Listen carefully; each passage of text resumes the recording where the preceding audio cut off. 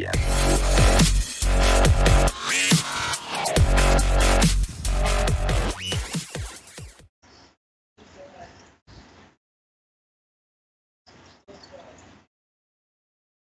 up, Nation? It's your boy Tommy SB back at it again for another edition of the Wise Take NBA DFS podcast. I'm joined by the man, the myth, the legend, the torch from the porch, Paulie D. From the porch. I like that. Man. That's new, baby. Yeah, man. You can find him on Twitter at Paulie, and that's 8 Ds. And I'm sure if you've been listening, you know what those 8 Ds mean. So what's going on, Paulie? How you doing tonight? Good, man. Actually doing really good. So far, my lineups are just killing. And I have a lot of exposure this last game. So, yet to see how good of a night this is going to be. But, the early games just absolutely smashed today. Was all over. Miller was probably the best value play on the whole slate. Check Diallo. Had a little bit of Russ. I didn't really like that game in particular. It stayed a little closer than I would have liked. Drew Holiday got there. I didn't have him, but Thomas Satoransky went bananas. Trevor Ariza went bananas. If the Lakers and Timberwolves stays close, and I have Rondo, I was all in on. He's already crushing. He's got 16 points, and it's only 3 minutes left in the first. Damn. It could be a really good night. Yeah, it could be a really good one. It's gonna be fun. That's awesome. Yeah. Who's your big players you got left? I got Cat. I got Kuzma on every team, and he actually had a slow start. And I got Rondo on every team. And then one team, Cat's not on every team. He's on 2 out of 3. Mm-hmm. I have Wiggins on a team. I have Derrick Rose on a team, and I have guys in that Portland game that I believe is still close. Hopefully, still close. Yeah. I got Booker and Oubre and Josh Jackson. So we still got a lot going, which is nice, Yeah, I know. I was looking through the expert poll. I think Dan was saying he had a beer bet with somebody over whether Looney was going to outscore Cousins. Did that end up happening, or is that happening? Looney, I doubt he outscored Cousins. Looney had a decent game, maybe 24. I don't know. Was it fantasy points or just raw scoring?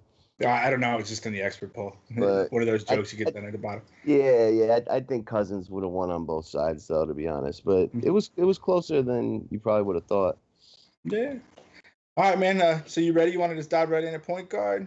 Yeah, we got a big slate tomorrow. 10 games. Actually, I lied. I'm not exactly ready, so I'll stall for time while I pull up my screens. But 10 games, Harden slate, Giannis, Jokic, Karl-Anthony Towns, Blake Griffin, star-studded, 10-gamer. Oh, man, did you watch the end of the frickin' the Knicks-Rockets game? Last night? Yeah. Yeah, man. Yeah. That was insane. Why do you have to go tie the record? And he was like, oh, I'm going to go on and have an epic night tonight, man. He was saying that before the game. He goes out and puts up 61 freaking actual points, man. It was insane. Dude, Harden is, in my opinion, the most dominant offensive player in an era. I've never seen anything like this. And I don't think they're even going to change when Chris Paul gets back. I think, they were doing really poorly, and now they're, top of the West again, top 5 or whatever. And, I don't see them changing. I don't think they're going to change this style. I think this guy's going to have, an epic season, just, break down all kinds of single-season scoring records, just, put his whole team on his back. And we'll see how far they can go. I don't think they'll beat the Warriors, but I didn't realize how special James Harden is. He's definitely the best player in the NBA right now, not even question. LeBron, Durant, no one can fucking touch this guy. He's so good. I'm I've never seen anything like it. It's so impressive. 22 games, I think, now with 35 or more or something like that. I don't even know the specifics, but I just know that we've never seen anything like this. So what do you think? He's 13-8 on DraftKings. I'm curious to see what he is on FanDuel. I'm hoping 14. 14 even. Yeah. And they're playing Toronto, tougher defensive matchup. It's a big slate. I don't think you need to play him at all on FanDuel at that price, I would assume. I mean, This is legitimately my first time looking at it. And you probably want to try to fit him on DraftKings if you can. Like, that's just how it's working right now. And if you can fit him on FanDuel, great. But a 10-game slate, I'm gonna think there's probably more optimal lineups not playing him on FanDuel. After that, you know what? Let me do this from FanDuel perspective because they actually, it's one position per player. Like when you look at the DraftKings one, there's like Donovan Mitchell, but he's really a shooting guard. So let me just switch over real quick because it'll be a little more organized. You have FanDuel open? Yeah, the Kemba's the most expensive point guard over on FanDuel at 88. Okay. He's 8,800, and he's the most expensive option. Yeah, Conley's only 400 less. That's interesting. Not very deep on FanDuel. Who's Kemba playing? Milwaukee. Ooh, that's a rough matchup for point guards. Although lately a handful of point guards have done well there. 8-8, not a great price, but I don't mind Kemba there. And then you said Mike Conley's 400 less. Yeah, they're playing Sacramento. I mean, that's a nut matchup. We got to see if Marc Gasol plays. He has been playing, so I would assume he does. I don't mind either of them, but I really don't like paying above 8 for either of those guys. So I think we'll find better. As we cruise down the list, I wonder if Kawhi's going to be playing, because if he's out, Kyle Lowry against Houston, I could get behind. If Jeff Teague continues to be out, Derrick Rose will be in play. Just gets a massive usage increase without Teague. We got Ricky Rubio revenge against Minnesota. He looked really good the last game. I could get behind that as well. Would you tell me around the 6 or 5? 6. 6. Yeah, so that's gonna probably cut it off there. Those guys, they're actually not very deep. If there's no Kawhi, Lowry would probably be my favorite. And then there's a couple guys you could get yourself excited about if there's nothing else. But yeah. I'm assuming we'll have better plays throughout the rest of the slate. Yeah, so it sounded to me like with the whole stars and scrubs on FanDuel, this might be the area to do maybe a mid-tier guy and a punt and try to save you money for some shooting guards and some forwards and stuff like that. Yeah. And there is one punt that's like locked and loaded. Huh? I said there is one punt that's locked and loaded. All right, man. So let's get down into it then, man. Yeah. So Shabazz Napier,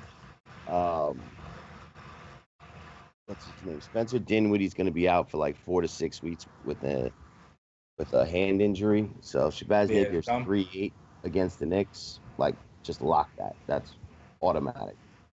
I mean, I can't imagine anything else being worth even close to that. But if you want a double punt, Tyler Johnson started last game for Miami. If he stays in the starting lineup, I don't mind him down there. Pat Beverly's been getting crazy good minutes against the Bulls at 4-8. That's not too bad. Danilo Gallinari is going to be out for a while, and even though Lou Williams returned last game, like, he's still got a ton of minutes. He's in the starting lineup, and he's playing at a super high level, and he's a guy that can get multiple steals. The Bulls do turn the ball over. They're kind of sloppy young team, so you could get like a 4 or 5 steal game on top of his other stats and get a ceiling out of him. I don't mind that. And that is probably it. I mean, you don't like Van Vliet against Houston? Yeah, I can get behind that for sure. Van Vliet. Let me see what Kawhi's status says. Kawhi Leonard is not on the injury report. So if Kawhi's playing, scratch what I said about Lowry for sure. Van Vliet's still an option. And that's so if you wanted a little bit of exposure to that game, that would be kind of where you'd want to go. Just from a place perspective, you think it's going to be close at the game, or you think it's going to be like a blowout one way or the other? No, it should be close, I would think. I mean, until Houston is full strength, they're just not playing very good defense, and like they play so slow that like unless the other team's having a really off night, it's like hard for them to really pull far away. And I mean, Harden, as great as he's been doing, he hasn't had a single good shooting game. So he's out there missing, shots 60% of the time and giving the other team plenty of possessions to, keep pace. So I would think a close game. Yeah, it was crazy. I was looking at the shot chart from the game at the Garden, and it was like a ball of like 15 shots from right end of the hoop. Anything in the middle he missed, and then it was like another 30 shots all from outside of the arc. Yeah. So many. Insane. No mid-range, just all outside or completely in the middle. That was it. Yep. Yeah, and free throws. He gets to the line. Free throws. Yeah. So, all right, man. So that's all you got for point guard? Anything else you want to throw in there? No, it's actually pretty weak position for a 10-game slate, but it's a good call on Van Vliet. I'd play him over Lowry if Kawhi's back. All right, man. All right, so we can get to James Harden right off the bat now that we're over at shooting guard. So there's Harden at 14K. What you got, man, over here shooting guard at 6K? Like I said, at this price, the way the scoring goes on FanDuel, you don't have to play Harden here. If there's a ton of value that opens up, go ahead. I'm not going to tell you not to, but his ownership is so high at this point. Everyone's like, just never fade Harden. At these prices, especially on FanDuel, there's going to come a day where he busts and 80% of the field is on him and you can just backpedal to the top of tournament. So regardless if you play both sites or you just play FanDuel, I really think it makes sense to go half ownership on him regardless, because you want to have him for when he goes for the hundreds, but you also want to have teams that when he busts, because of how heavily owned he is. So especially on FanDuel, I would say, go half and half. After that, man, some of these guys are getting expensive. Brad Beal is 10K. Luka Doncic, 9K. D'Angelo Russell, 8.8. Whew. D'Angelo Russell is quietly going nuts. He's gone for over 50 in 4 of his last 5, and 45 or more in 5 of his last 6.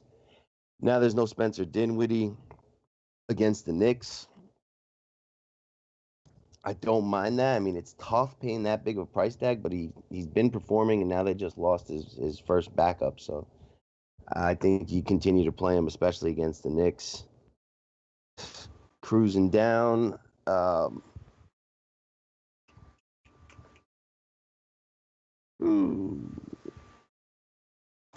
Tim Hardaway Jr. looked pretty good the other night. He's 6K. Looks like the Knicks are not going to be playing Cantor anymore. So, you're going to see a lot of, Mitchell Robinson on the court, or, Noah Vonleh and Lance Thomas. And, none of those guys are big-time, offensive threats. So, the offensive load's going to fall on Hardaway, Knox, and Moutier. And Moutier might even miss. So, Tim Hardaway, I don't mind him, especially against Brooklyn. You could do that for low ownership. If you're not playing Harden, then you got to take a long, hard look at Eric Gordon at 5.4 until Chris Paul gets back. I mean, he's getting huge minutes, taking a ton of shot attempts. He's at home where he shoots better. And if you're not getting Harden, then somebody's got to do the scoring for Houston, and he's probably the next most likely to have to be the next highest scorer on the team.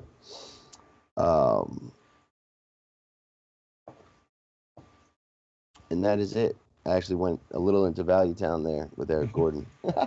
That's cool, man. 5,400 is not a big deal. Yeah. So what do you got down in Value Town? And what was that dude on the Knicks that had 31 points, that rookie? Yeah, Alonzo Trier. He's 5K now. Yeah, he actually went for 51 DK. He's done this a few times this year. He's a very, very aggressive scoring threat. Similar to James Harden, not comparing him at all, but similar game where tons of shots. It's either a long shot or drives to hoop and gets fouled. He goes to the free throw line a lot, but 5K is just rough for that. It depends if Moutier misses though, that you could play him no problem. Let's see who else is down here.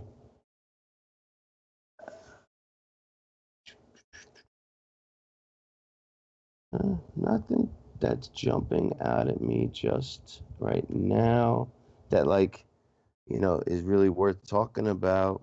Like, mm,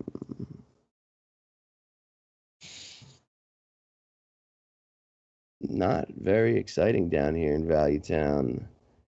I'll stretch and say Avery Bradley, been getting big minutes, but I prefer Pat Beverly over him. Yes, it is better, Tommy. Um, if Teague is out, we could take a look at Okigi. He's been playing big minutes. Not sure how many he's played tonight, but the minutes should be there. Alec Burks at 4-5. He just went for like 40 against Boston. Don't mind that. Jordan Clarkson's price has come down. He's 4-6. His minutes have kind of come down, which is odd because they've been more and more shorthanded. They're supposed to get a couple guys back today, so I'd say Okigi. I don't mind Alec Burks, but I think you're going to want to pay up at shooting guard tomorrow. Okay. So FanDuel, you're saying if you're building, probably punt Harden. But I guess if you were trying to go star at that end, what do you got so far you think is the best? Maybe out of the top 6, 7 guys. Yeah, it's shooting guard. If we don't go to Harden, I would say probably D'Angelo Russell, followed by Donovan Mitchell. Like, 10K for Brad Beal is rough. Like, yeah, he went for 88 in a double overtime game against Toronto. Other than that, you see him living in like the 40 to like 55 range. And at 10-1, you're really looking for 60 or more. So, and then Doncic, it's the same story. Like, DraftKings is a much better scoring system for him. Like, very rarely does he get over 50. So D'Angelo Russell, who's been going over 50, and Donovan Mitchell, who just went for 60 and has multiple 50s and are cheaper, I think would be the top 2 guys after Harden. All right, man. I can get behind that. The times that I've done decent this year are the down games that Harden has had. Mm-hmm. I've, like you said, just because of the price point, I'm trying to hope for the best and be the one that gets up there, because the other 70% of the people that are on him just don't have him, are on him, and he has a 50-point game. And playing him doesn't guarantee that you do well when he does well anyway, because everybody's playing him. You still got to get the whole rest of your lineup very, very right. So, and by going to him, you lock in having the very, very similar build as the rest of the field. So that's why, like, when the chalk hits at that, high ownership levels, it's just very, very difficult to win in DFS. You almost, if you build both ways, you're dying for the chalk to bust, one to work out, because that's the way you can win tournaments versus just min cash. Yeah. So, all right, man. So, what you got over at small forward? So we got Giannis against Charlotte. It's a phenomenal spot. Milwaukee's just been awesome lately, and I don't know what the line is on this game, but that would be the first concern: is does this game stay close? And I think if you're playing Giannis, it makes a whole lot of sense to play Kemba Walker with him, because Charlotte has no size. Giannis is going to get tons of rebounds and have a huge game. And if Charlotte keeps pace, I don't see how it's not Kemba having a very good game. And, if somehow it sneaks into overtime or whatnot, they're both just, you're going to be very different with them. And they're going to correlate that way where, sure, Giannis could have a monster game and Kemba do terrible and the Bucks win by 20. But you're probably not going to get that super ceiling from Giannis. But if the game's close, you get all 4 rotations, then that approach could work out. So I think him and Kemba kind of come as a pair on FanDuel. Vegas has got the game at 11.5. Just 11.5, yeah. And most people, both of those guys can be very low owned for the fact that everyone's playing Harden and you've got a blowout type spread, from the get go. But it doesn't necessarily mean it'll happen. Golden State, Washington was fairly close tonight. Even OKC, New Orleans ended up like a 6 to 7 point game. That was like a 15-point spread. So, just because there's wide spreads doesn't mean that the games are definitely going to blow out, and that's how you get very low ownership. After that, you got Kawhi Leonard. I couldn't say I don't like him, but the amount of rest he's had recently definitely concerns me. Like, he's got to be dealing with some injuries, and any sense of the game getting out of hand one way or the other, they'll probably be quick to pull him. The team is very healthy at this point, outside of Joval, and I don't know if Lowry takes away, if Fred VanVleet, Ibaka, Siakam. I don't know if I want to come to Kawhi, but you know, I don't dislike it either. I just prefer other things better, I would say. Tobias Harris against the Bulls, he's just been absolutely smashing without Gallinari and company. So you can go back to him.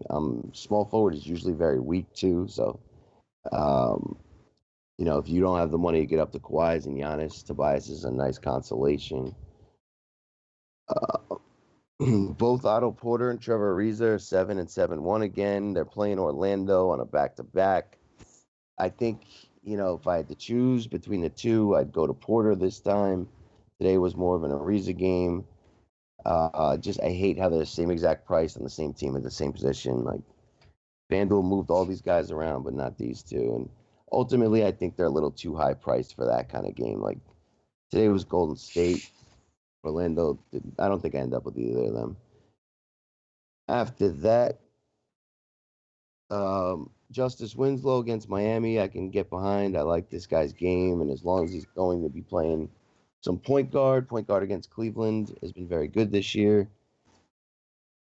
If Moutier's out, Kevin Knox at 5'6", and I'm in Value Town once again.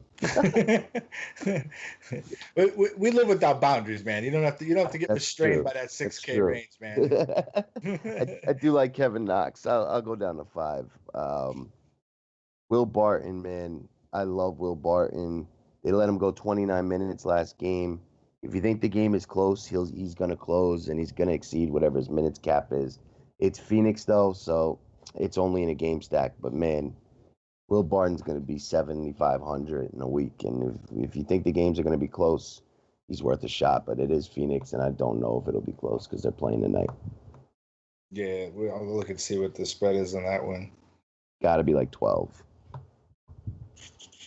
They probably don't have one yet because there's so many injuries. And Phoenix is currently playing, so there's probably no lineup. Yeah, it's not even up yet. Yeah, you're right. I was like, I'm going up and down. I'm like, where the hell is it? So, all right, man. So you can dive right in there to in the value time. You still got down there to Will. So what you got down there below that? All right, let's see. What's looking juicy? So Spencer Dinwiddie being out, and I believe Rondé Hollis-Jefferson re-aggravated an injury. DeMar Carroll may be more in play at 4-7.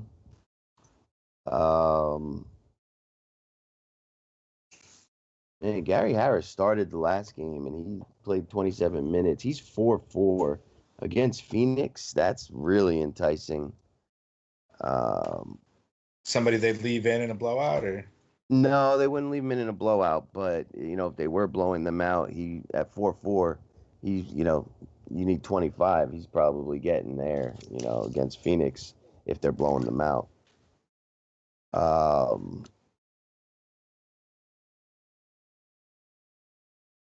Jonathan Simmons, even with Gordon back, he played 24 minutes against Brooklyn, and I believe that was a close game. Not positive on that. No, yeah, it was close. It was very close.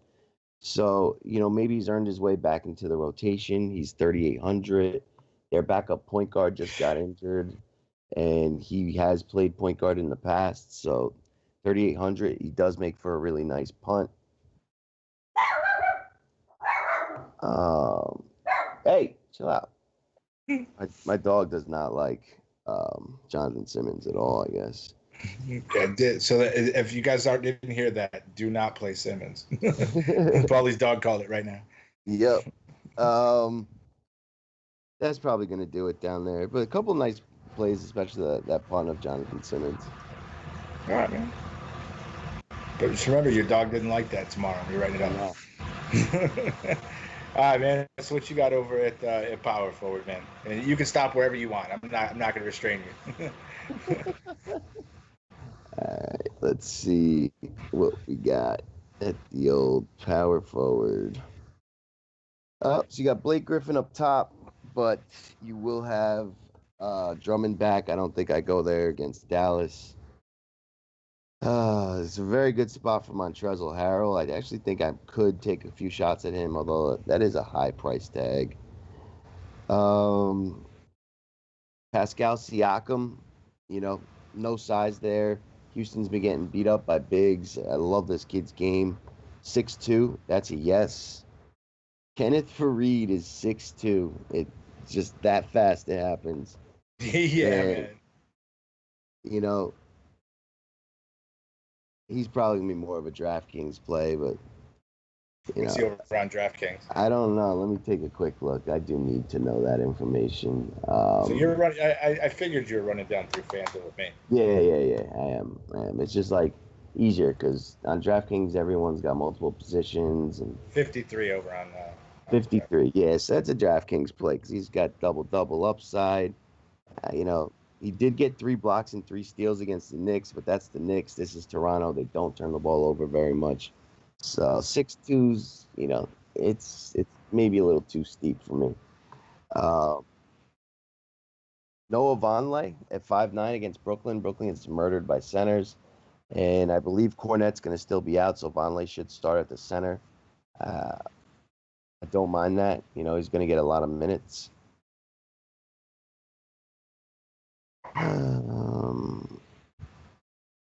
Bobby Portis against the Clippers.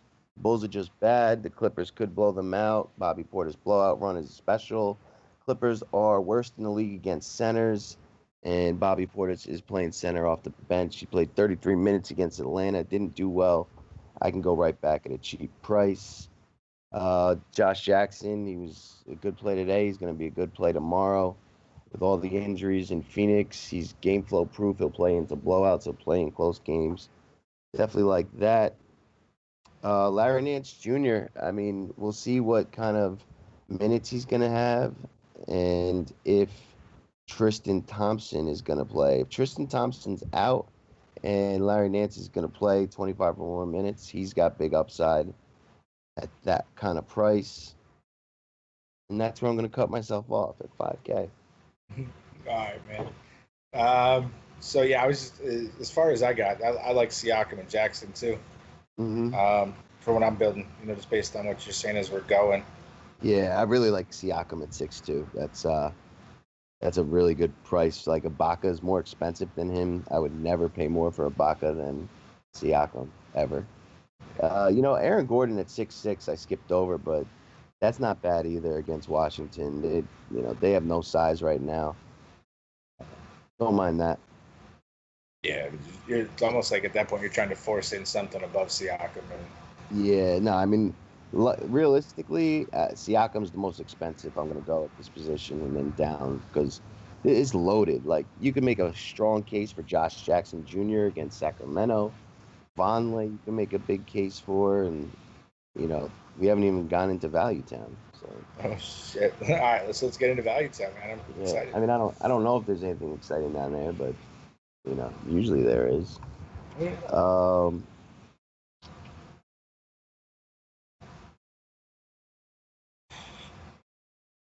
Rodions Kuroiks on the Nets. You know, again, Dinwiddie's out. RHJ re-aggravated injury. He may be in line for stronger minutes.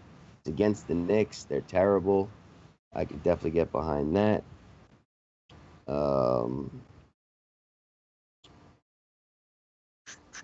Where is Min Price? You got Jonathan Motley. I love this idea for a punt. Lou Williams came back. He didn't see as many minutes, but that was like a closer game. Maybe they blow out the Bulls and he gets a ton of blowout run. The Bulls are terrible against big, so I do like punting with him and just hoping that scenario plays out, or you just drop him.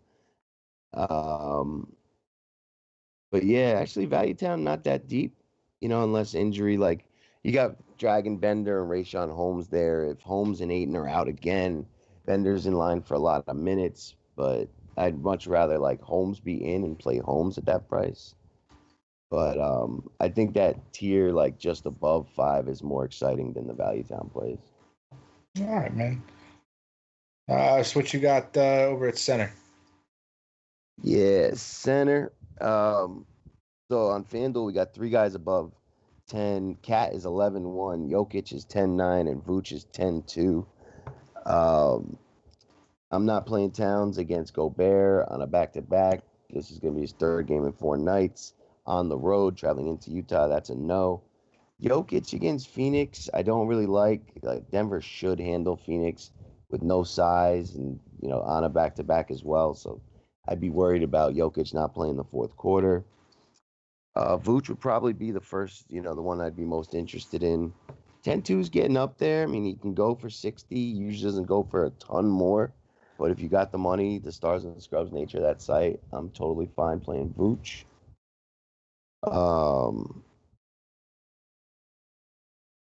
Hassan Whiteside finally closed the game and got 32 minutes against the Clippers, a game that his team lost. They're playing Cleveland. It's a very good situation, but hard to trust the minutes of Whiteside, but I don't mind it if you're building a lot of teams. Jared Allen against the Knicks. This guy is getting 20 to 30 minutes, and the Knicks are just terrible against centers. I don't mind him.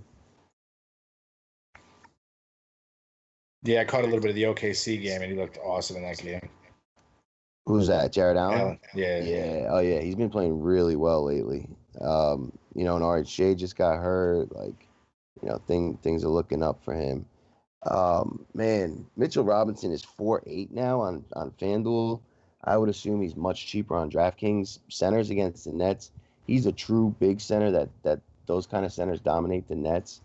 In 15 and 17 minutes, his first 2 games that he's played since coming back, he's gone for 25 and 25 FanDuel points, 5 blocks and 2 steals between those 2 games. And with Cantor probably not playing any more minutes, I could see him playing even more minutes here against the Nets and doing better. So I can get behind Mitch Robinson, probably more on DraftKings. 4.8's tough, but on DraftKings, let me see. I bet you he's reasonable. Mitchell. 4. Yeah, much better there.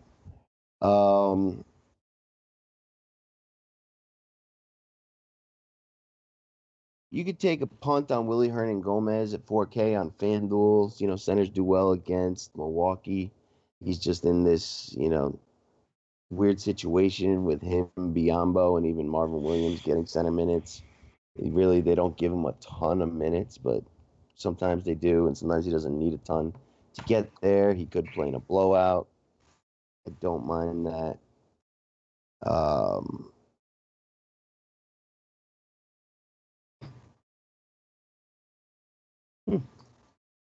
Center actually not crazy deep. FanDuel wise,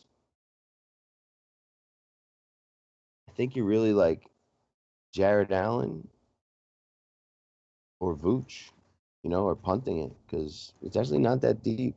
Is this really a 10-game slate? 1, 2, 3. I know, right? That doesn't feel that way. There's like some huge price discrepancies over the tops, and then we did a 4-game slate the other day and had more plays that we liked. Yeah, it's crazy, right? It's the NBA. 2 guys will get ruled out when you wake up in the morning, and the slate will be totally different. But that's where we're at this point.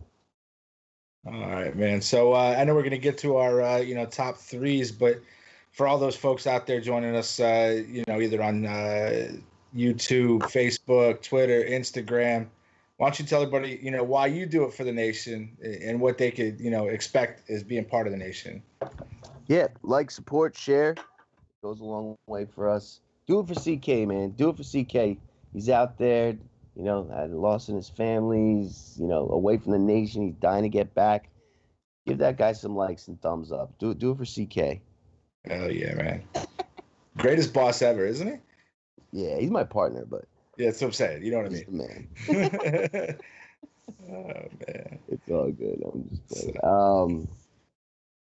But yeah, that's that. Sign up, check us out, do the likes and the shares and the supports. Everything will be gravy. All right, man. So let's do we'll do our position by position top threes. I figure since it is such a big slate, you want to do top three, overall, and then maybe your one or two best, either lower owned play or outright punt or guy you think down there in Value Town that's gonna potentially kill it in that that position.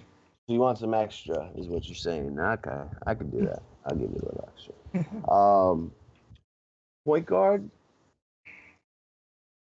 Let's see. I'll say Kemba. I do like Kemba. I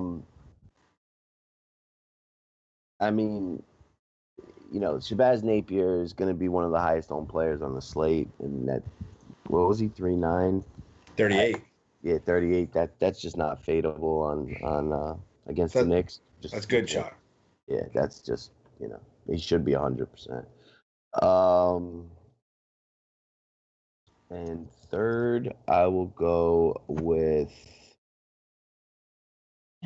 this position I didn't love, but I'll go Freddie VanVleet. All right, man. What you got over at shooting guard?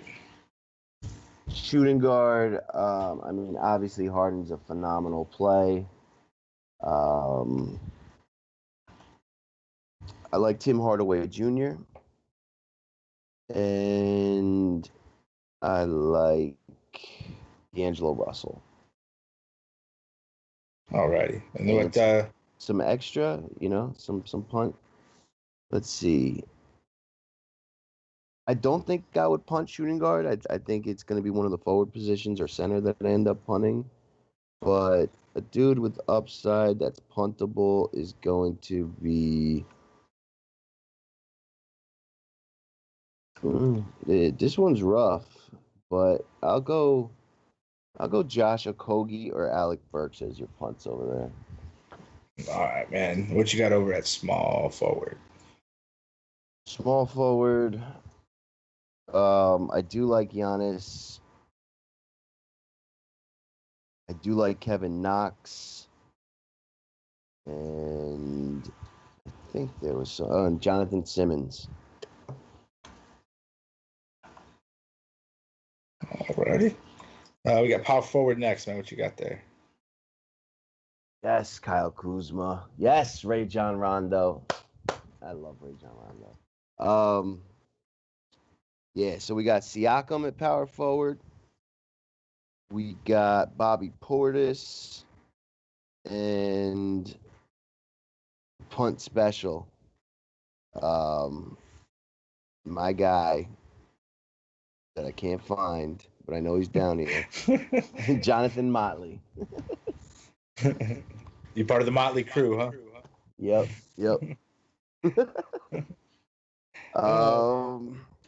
Center? Yeah, man.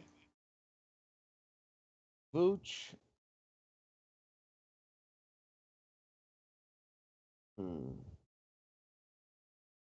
Vucevic. I'm going to go Mason Plumlee at 4-3, the backup center. He just got ejected last game, and I don't see them not crushing Phoenix. And give me what's his name, Jared Allen. Yeah, I liked Allen based on what you were saying the most. So, all right, man. So, anything else you wanted to throw in, before we take this one home for the evening? Yeah, just a reminder, me and Cash are doing part 2 of the coaching class. We're going to go deep in this one. We're going to cover on-off tool, FanDuel roster construction, how to handle the punting more in depth, and roster construction on both sites, and like advanced statistics if you want to get nutty in your research and things to look at and how to correlate plays and whatnot. So that's going to be Wednesday night, a week from yesterday. I don't know the exact day. I think it's the 30th, but Wednesday at 8:30. You can sign up for that on the site. It's $7.77 to join. And, if you haven't seen the first one, that's still up. You can catch up and join us live. Anyone that's in there, it'll be like a live stream. Last time we answered every question that was out there. So it ran longer, but, it's about, if you're trying to improve your game, we talk about a lot of current trends for this season in NBA that a lot of times people are stuck in like the old ways. We're trying to like, talk about the landscape as it is now and help you improve your game for the rest of the NBA season, because we're really just at the midpoint right now. Like, we haven't even gotten to the All-Star break, and like, teams are just playing like their 50th game or so. So there's still a lot of NBA ahead. So if you want to hone your craft, jump in that classroom and learn some shit. Yeah, man. I guess tell them a little bit about the other stuff that we offer. Like I said, with the Wise Stream, we got the articles every day. Anything else that those potential members that are looking to join can Sure, expect. sure, sure. If you haven't checked us out and you're listening, $2.50 gets you a day pass. That gets you access to all of our content with the exception of the Slack chat. Join the Slack chat. You got to be a monthly member or larger, and that is where a ton of the magic happens. Um, Pretty much 24/7. Every sport has its own room, and you can pretty much get a DFS conversation going at any time. I really like the 6 a.m. sessions with Thunder Dan, G Tuck, and a couple other stragglers that happen to be in there. King B sometimes is still up from the night before, so anytime you in there, you can talk slate. Those guys are sharp, and I think it's helping the overall community kind of like bounce ideas off each other, and the overall impact is positive. But just the standard content on the day pass. I put out a cheat sheet. CK, when he's back, puts out a core plays where he tells you the 2 to 5 guys that are going to be in every one, or 75% of his lineups if he does decide to hedge one.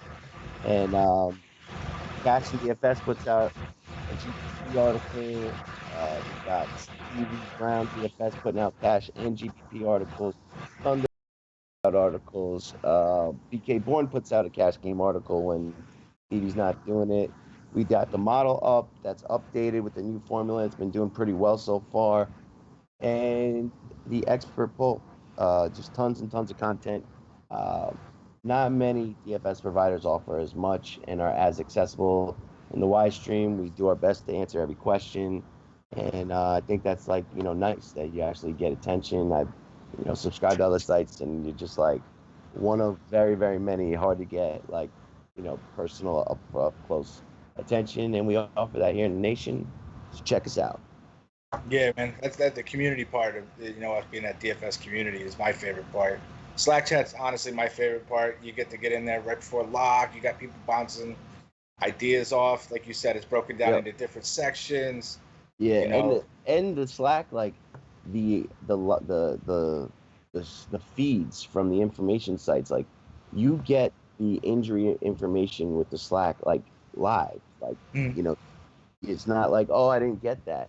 They all feed in. So if the information's out, you're getting it in real time and have the most time to adjust. That alone is worth everything to me, because Oh yeah. sometimes those late scratches happen at 6:57, and you only have 2.5 minutes to change all your lineups or whatnot. So that's really critical. Yeah, man. I hope the NBA gets that crap straight soon, They man. should. They really should. It's killed me a couple times this year, man. Yep. So, all right, man. So you still doing pretty good? This later game still looking all Yeah, right? yeah. It's not even halftime, and let me see. I mean, I hadn't looked at my guys, and the Yahoo app is like fucking up. Let's see if Kuzma bounced back for us. Oh yeah, we have improved. Kuzma's still not doing great, but Rondo has 25.5. He's already at 5x. And let's see how Karl Anthony Towns is doing. Cat has a 22. Gonna need a little bit more from him, so we'll see. But the game is close. Wiggins has a 20 something, so some good, some bad. Need this game to stay close and go to overtime, and we're definitely min cashing and more. But I'm talking about if we want to get to the top of some things, we'll need this baby to stay close and for Kuzma to pick his game up. And he hits a bucket on cue, my man. There it is. All right, That's man. it. All right, brother. So you want to take us home, man? Let everybody know. You Yeah. gotta leave us those likes, man. That's it. Thanks There to it is. Tommy SB for stepping in. Last second, saved the day, so I didn't have to do this on my own. Shout out to the nation, and we are out. Yeah.